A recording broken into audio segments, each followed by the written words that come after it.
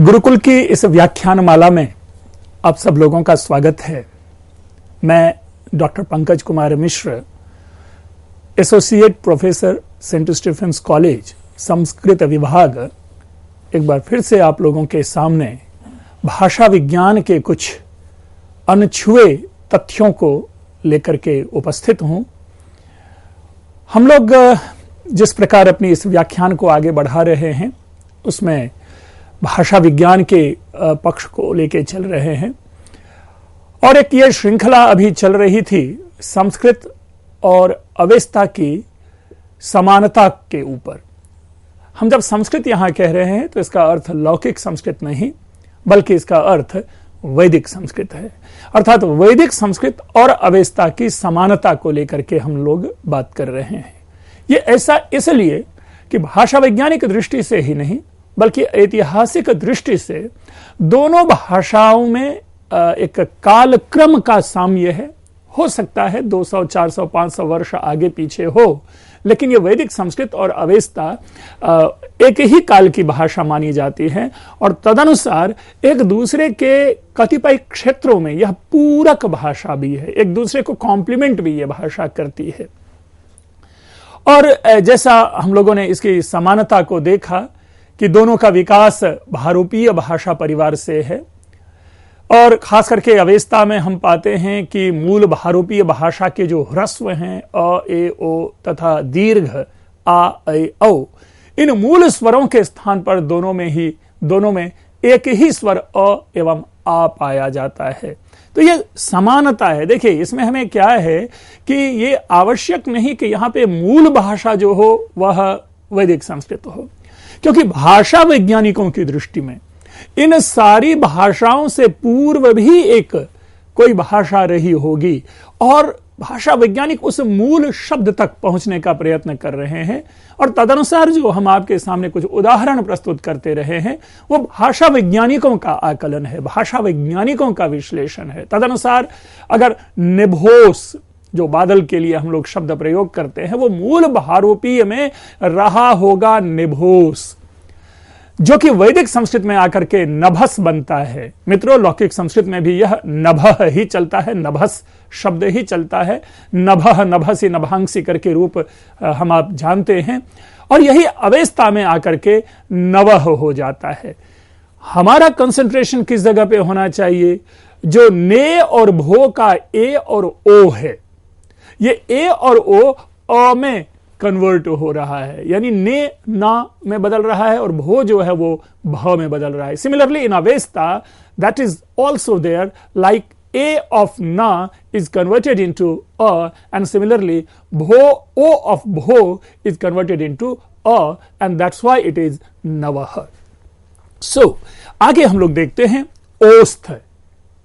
ओस्थ में भी ओ पे कंसंट्रेट करना है। अभी हमारे लिए स्था महत्वपूर्ण नहीं है, क्योंकि अगर अवेस्ता में था का त होता है तो विश्लेषण उस पॉइंट पे अभी नहीं है। अभी हमारा पॉइंट है क्या कि अ, ए, ओ या आ, ऐ, औ, ये दोनों जो है अ और आ में कन्वर्ट हो रहा है। तो ओ देखेंगे अस्थि हो रहा है और यहां पर भी ओ अ में बदल रहा है, अवेस्ता में भी अ में बदल रहा है।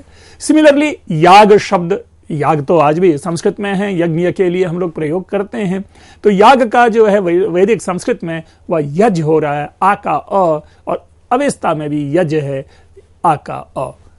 फिर है एपो।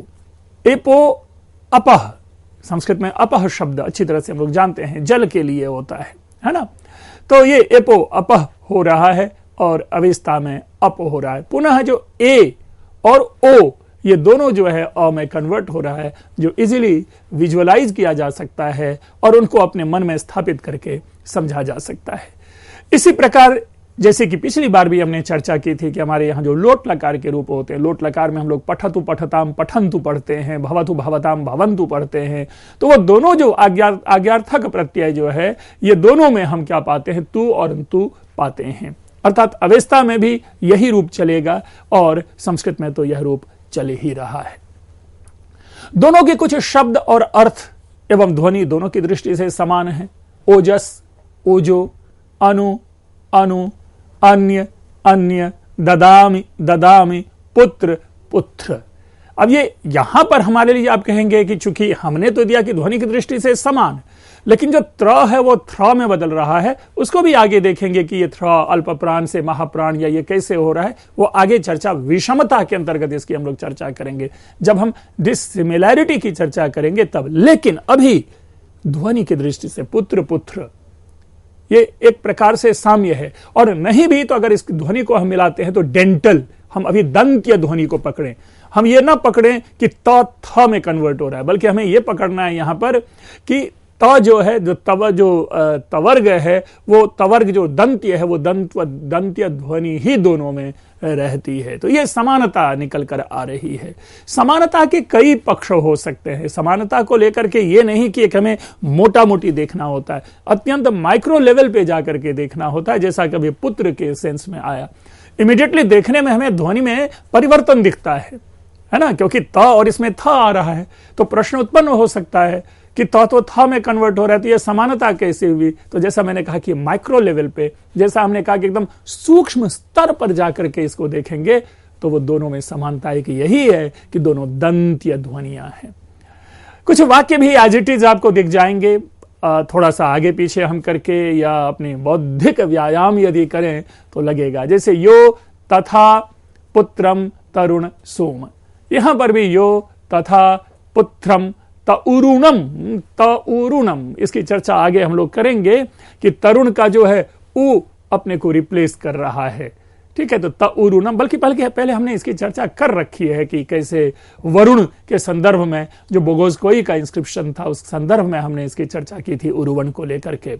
ह ओम जो है सोम, अगर सोम को स्प्लिट करके हम स ओ म अगर पढ़ें, जो बीच में स्वर आता है, स्वर भक्त जो है वो आगे पिछली बार चर्चा इस पे काफी हो चुकी है, तो स जो है वो ह में कन्वर्ट हो रहा है और ओमम ह ओमम। इसी तरह वंदेत मर्त्यः, तो वंदेता व मस्यो, ये है कि कुछ थोड़ा बहुत उलटफेर करने से ऐसा लगता है कि वाक्यों में भी कतिपय समानताएं हमें दिखती है। लेकिन मित्रों, ये तो पुनरावृत्ति थी ताकि हम इसको पकड़ के आगे और विषयों को जान सके।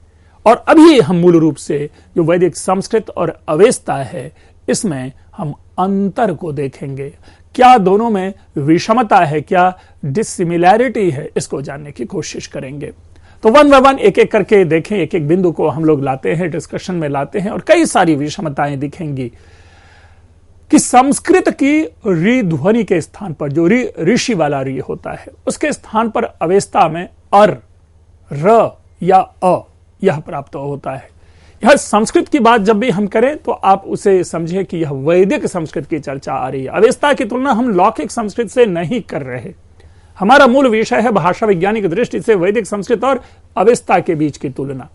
तो वैदिक संस्कृत की रीध्वनि में मित्रों, अगर आप लौकिक संस्कृत से देखने की कोशिश करें तो लौकिक संस्कृत में री के स्थान पर अर हम लोग पढ़ते हैं गुण संधि के अंतर्गत। तो यहां देखिए कि संस्कृत के री ध्वनि के स्थान पर अवेस्ता में अर, र या अ यह प्राप्त होता है। उदाहरण के लिए एक शब्द है वृक्ष, तो वृक्ष जो शब्द है ये आप अवेस्ता में पाएंगे, ये वरेशम है। अवेस्ता में वृक्ष के लिए वरेशम शब्द प्रयोग है।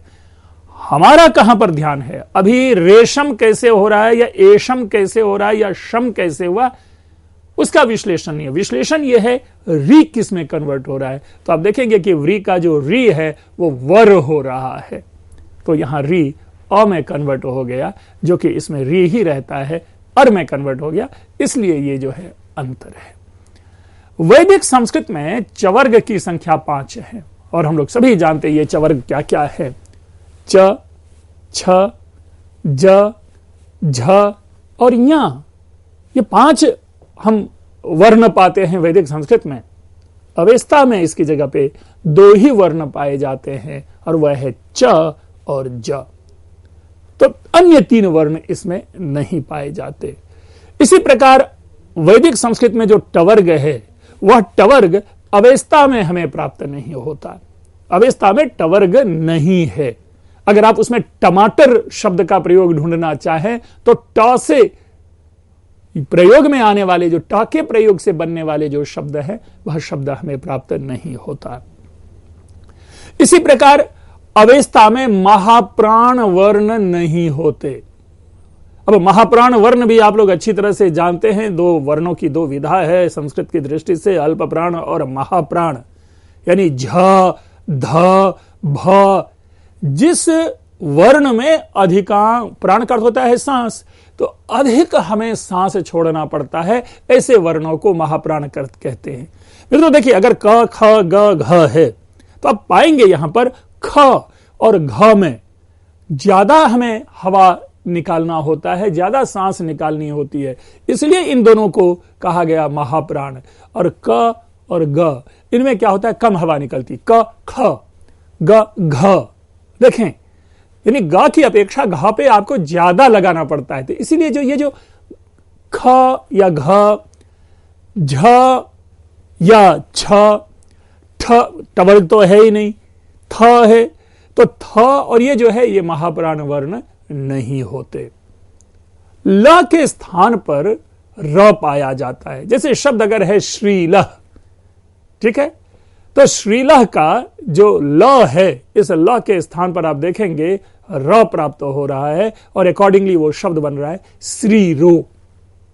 श्रीरो यानी श्रील, हम इसी को कह सकते हैं। और भी, जैसे मित्रों याद हो कि पिछले किसी उदाहरण में हमने कहा था कि जो सलिल शब्द है वेद में, जो सलिल जिसका अर्थ होता है जल, पानी, ये सलिल वेद में आपको शरीर शब्द प्रयोग में आएगा, शरीर शब्द भी प्रयोग में प्राप्त होता है। तो वहां पर भी आप देखेंगे कि इस वैदिक संस्कृत में भी ल के स्थान पर र है। यद्यपि वैदिक संस्कृत में दोनों ध्वनि है, ल ध्वनि भी है, र ध्वनि भी है, और कहीं कहीं ल के स्थान पे र प्राप्त होता है, अर्थात सलिल के स्थान पर यदि शरीर प्राप्त होता है तो वहां पर हमारा कान खड़ा होना चाहिए और हमें इसे पकड़ना चाहिए कि कहीं ऐसा तो नहीं कि यह शरीर के ऊपर प्रभाव जो है यह अवेस्ता का हो, क्योंकि अवेस्ता में ल के स्थान पर र हो रहा है और वैदिक संस्कृत में ल के स्थान पर र दिख रहा है। तो यही भाषा वैज्ञानिक इसी तथ्य को पकड़ते हैं, इसी मूल बिंदु को पकड़ते हैं, और तब जाकर के हम और आप ये निष्कर्ष निकाल लेते हैं कि कदाचित यह प्रभाव अवेस्ता का रहा हो। अस्तु, आगे देखते हैं। अवेस्ता में स्वरों की संख्या अ और आ के स्थान पर है ना, यानी अगर आप अवेस्ता में स्वरों की संख्या को जाने तो वैदिक संस्कृत की अपेक्षा ये स्वर अधिक पाए जाते हैं। जैसे हम लोग अ और आ कहते हैं, तो अ और आ के स्थान पर अवेस्ता में 8 भिन्न भिन्न स्वरों का प्रयोग होता है। एक इस पर प्रश्न उत्पन्न हो सकता है, पूर्व पक्ष हो सकता है कि भाई हमारे लौकिक संस्कृत में या ऐसे वैदिक संस्कृत में भी इसके डिफरेंट रूप मिलते हैं, 16 प्रकार या 18 प्रकार या 12 प्रकार के स्वरों का विश्लेषण है, लेकिन ये वो परिवर्तन नहीं है जो हमारे यहां कहा जा रहा है।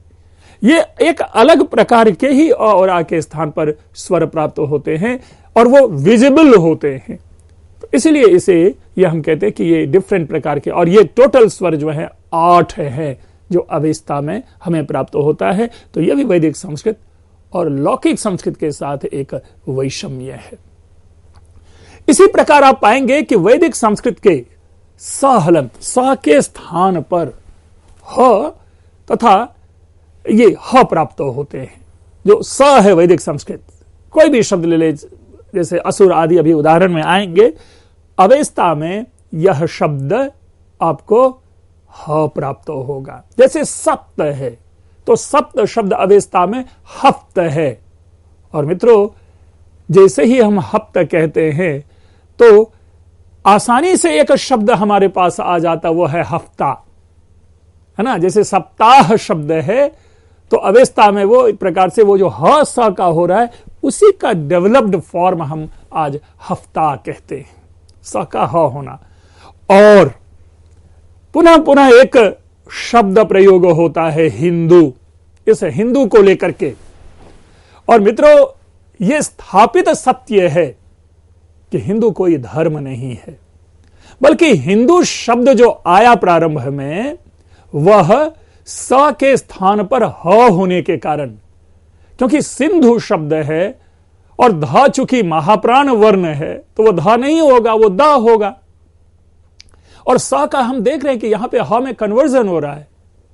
तो ऐसे बोलने वाले जो थे, जो हमारे ईरानी संपर्क में आए, अवेस्ता बोलने वालों के संपर्क में आए, ऐसे लोगों ने सिंधु प्रदेश को हिंदू नाम दिया, उनके उच्चारण में हिंदू शब्द आया और वहीं से यह परंपरा चल पड़ी कि उस प्रदेश में रहने वाले जो लोग थे उन्हें हिंदू कहा जाने लगा। और तदनुसार जैसे जैसे वो विस्तार होता गया उस सिंधु प्रदेश का, जो आज हमारा विस्तार है, तो इस प्रदेश में रहने वाले सारे लोग हिंदू कहलाते हैं। इसलिए आज भले ही इसकी व्याख्या धर्म के रूप में की जाती हो, आज भले ही इसकी व्याख्या एक संप्रदाय के रूप में की जाती हो, आज भले ही इसका अर्थ एक कर्तव्य के अंतर्गत रहने वाले लोगों के रूप में की जाती हो, लेकिन जो भाषा वैज्ञानिक विकास है इसका, वो सा के ह में कन्वर्जन होने से यह शब्द हिंदू बना। इसी प्रकार असी शब्द है। असी में देखेंगे अहि, जो स है वैदिक संस्कृत का असी, वो यहां पर आपको अहि बन रहा है। इसी प्रकार असुर शब्द, असुर अहुर बन गया और बहुत ही फेमस उनका है अहुर मजदा, ये बार बार नाम आया होगा। और मित्रों, हम आप सभी जानते हैं कि अहुर शब्द का अर्थ वहां पर देव है, देववाची शब्द है, और वैदिक संस्कृत में भी असुर शब्द का अर्थ देव होता है। असुर शब्द का अर्थ राक्षस नहीं है, असुर शब्द का अर्थ दानव नहीं है, असुर शब्द का अर्थ अन्य कोई जो विपरीत व्यवहार करने वाले व्यक्ति हैं वो नहीं है। असुर शब्द का भी अर्थ देवता होता है। कैसे, जरा इसको भी समझ लें।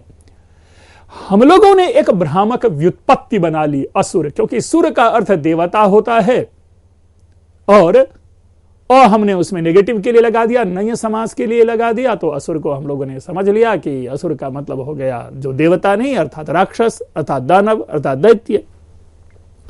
लेकिन अब इसको दूसरे ढंग से समझिए। असु शब्द अलग कीजिए, र शब्द अलग कीजिए, और असु का मतलब होता है प्राण। ठीक है, असून रक्षति, ये इसका विग्रह, ये इसकी व्युत्पत्ति बनेगी, ये इसका निर्वचन होगा। और यह असून रक्षति सह कः सह देवः अतः खलु अत्र असुर इति शब्दस्य अर्थः देवः न खलु दानवः। तो ये देखें कि न असून रक्षति, और यही शब्द जाकर के हम स के स्थान पर र पाते हैं, तो अवेस्ता में अहुर आता है, और अहुर मजदा, जो बार बार मैं नाम ले रहा हूं, अहुर वहां पर जो है देववाची है।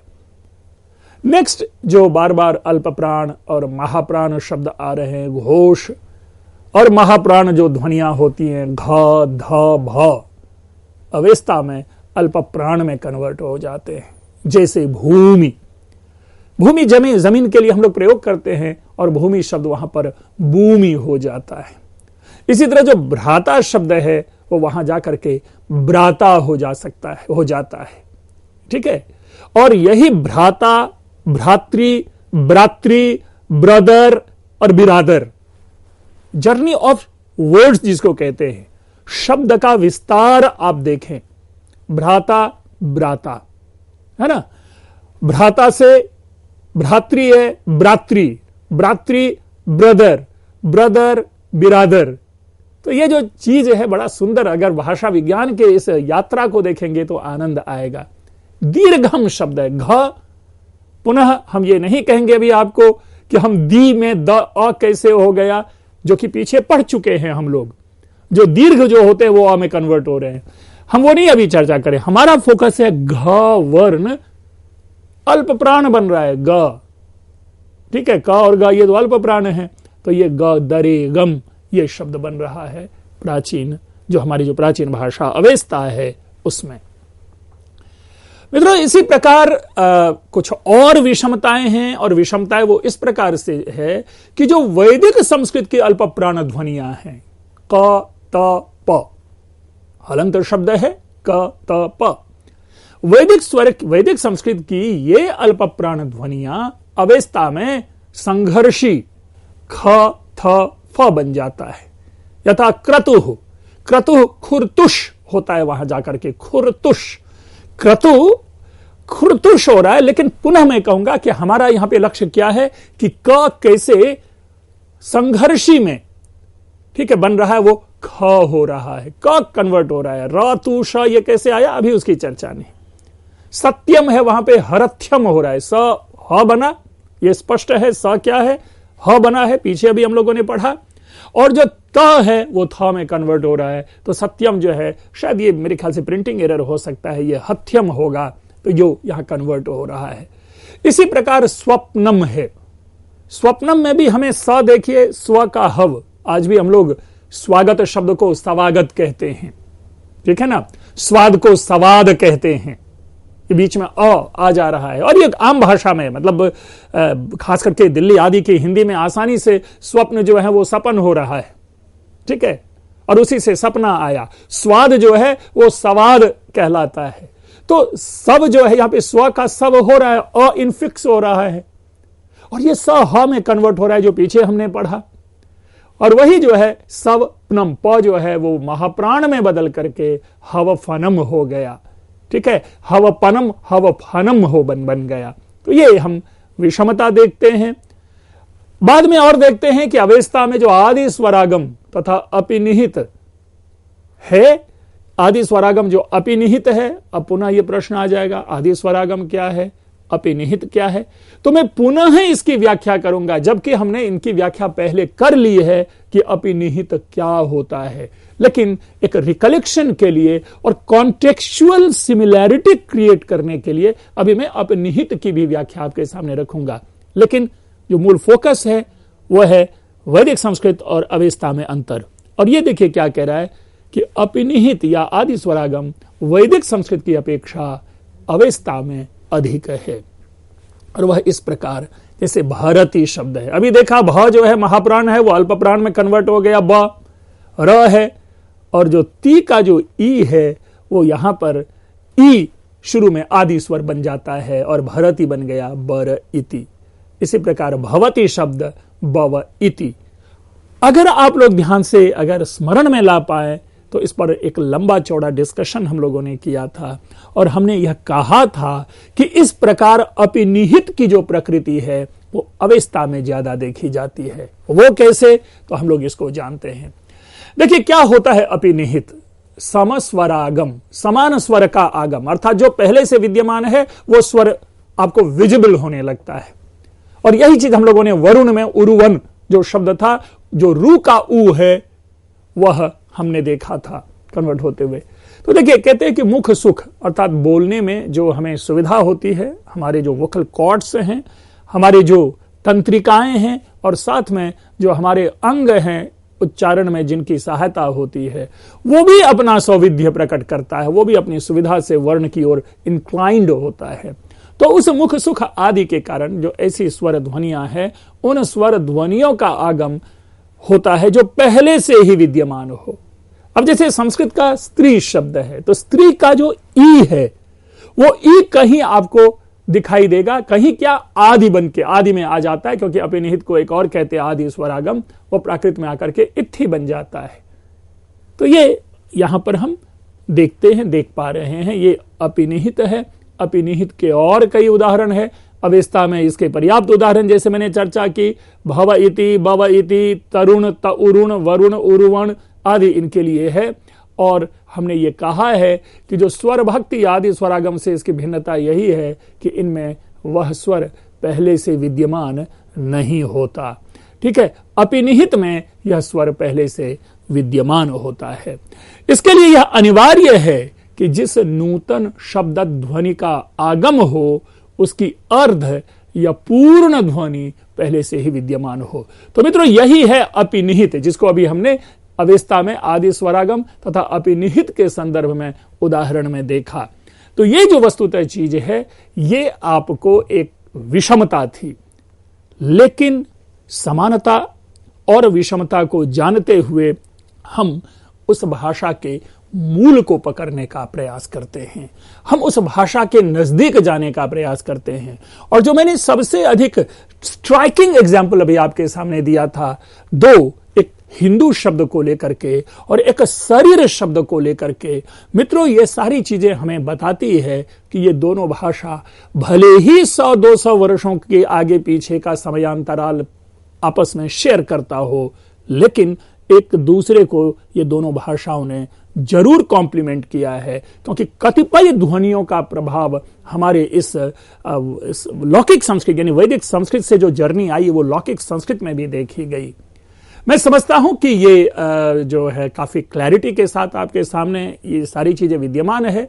आपने इसे जरूर बढ़िया से किसी न किसी रूप में इसे ग्रास्प किया होगा, और चूंकि हम आपके सामने वो सारे के सारे उदाहरण शेयर कर रहे हैं, आप अगर स्वयं इसकी लिस्टिंग बना लें, आप स्वयं एक बार उस पर विमर्श करें, इस लेक्चर को सुनते हुए जो कि YouTube पे भी उपलब्ध रहता है आप लोगों के लिए, तो इस प्रकृति को समझ करके यदि एक कंपैरेटिव स्टडी फिर से की जाए वैदिक संस्कृत और अवेस्ता के मध्य, तो आपकी तरफ से ये एक भाषा विज्ञान को कंट्रीब्यूशन हो सकता है। मित्रों, आपने इसे ध्यानपूर्वक सुना, आपकी प्रतिक्रिया की प्रतीक्षा रहेगी। आप लोगों का बहुत बहुत धन्यवाद।